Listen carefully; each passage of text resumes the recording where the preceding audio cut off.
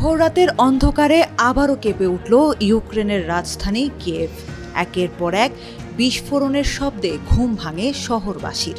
তবে এবার শুধু আবাসিক এলাকা বা অবকাঠামো নয়, আগুনের শিখা ছড়িয়ে পড়ে ইউক্রেনের ইতিহাস, সংস্কৃতি ও ধর্মীয় পরিচয়ের অন্যতম প্রতীকী কিয়েভ পেচেরস্কো লাভরা মঠ কমপ্লেক্সেও।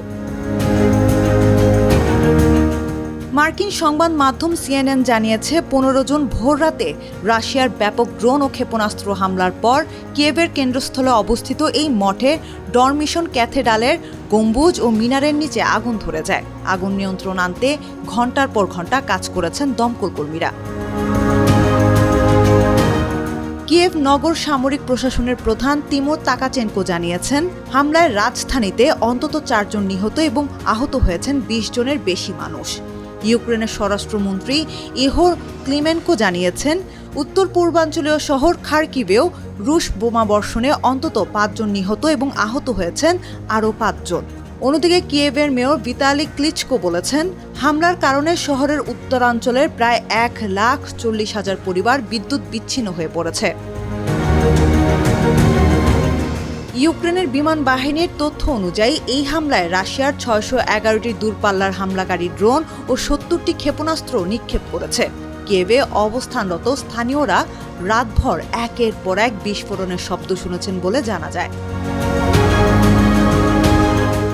ইউক্রেনের জরুরি পরিষেবা বিভাগ জানিয়েছে, ডরমিশন ক্যাথেড্রালের ছাদের প্রায় 800 বর্গমিটার এলাকা আগুনে ক্ষতিগ্রস্ত হয়েছে। একই সঙ্গে প্রায় 1000 বর্গমিটার আয়তনের জাতীয় সাংস্কৃতিক, শিল্পকলা ও জাদুঘর কমপ্লেক্সের একটি ভবনেও আগুন লাগে। রাশিয়ার প্রতিরক্ষা মন্ত্রণালয় এক বিবৃতিতে দাবি করেছে, তারা কিয়েভ, খার্কিভ ও দনিপ্রোপেত্রোভস্ক অঞ্চলে ইউক্রেনের প্রতিরক্ষা শিল্প খাত সংশ্লিষ্ট স্থাপনাগুলোকে লক্ষ্য করে হামলা চালিয়েছে।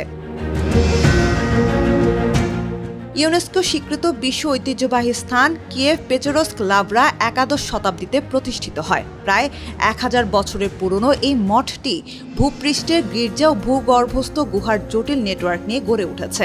শতাব্দীর পর শতাব্দী ধরে এখানকার গুহাগুলোতে সংরক্ষিত রয়েছে বহু সাধুর দেহাবশেষ।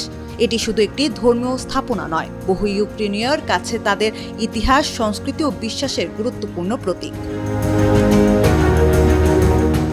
ইউনেস্কো এই মঠকে ইউক্রেনীয় শিল্পের অন্যতম শ্রেষ্ঠ নিদর্শন হিসেবে উল্লেখ করেছে। রাশিয়ার হামলায় ক্ষতিগ্রস্ত হওয়ার আশঙ্কায় 2023 সালে ইউনেস্কো এই স্থানটিকে বিপন্ন বিশ্ব ঐতিহ্য তালিকায় অন্তর্ভুক্ত করে।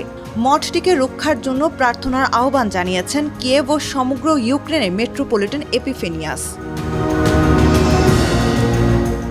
এছাড়া এই হামলার তীব্র প্রতিক্রিয়া জানিয়েছেন ইউক্রেনের প্রেসিডেন্ট ভলোদিমির জেলেনস্কিও।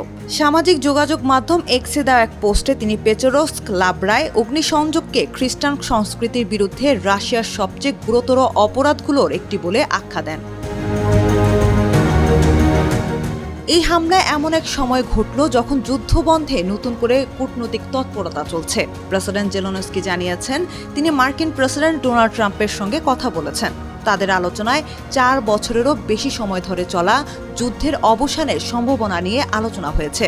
অন্যদিকে ক্রেমলিন জানিয়েছে, 14 জুন রুশ প্রেসিডেন্ট ভ্লাদিমির পুতিনের সঙ্গেও কথা বলেছেন ট্রাম্প। কিন্তু শান্তির আলোচনা যতই এগোচ্ছে, যুদ্ধক্ষেত্রের বাস্তবতা যেন ততই কঠিন হয়ে উঠছে। আর সেই বাস্তবতার নতুন প্রতীক হয়ে উঠেছে আগুনে পুড়তে থাকা 1000 বছরের পুরনো কিয়েভ পেচেরস্ক লাভরা।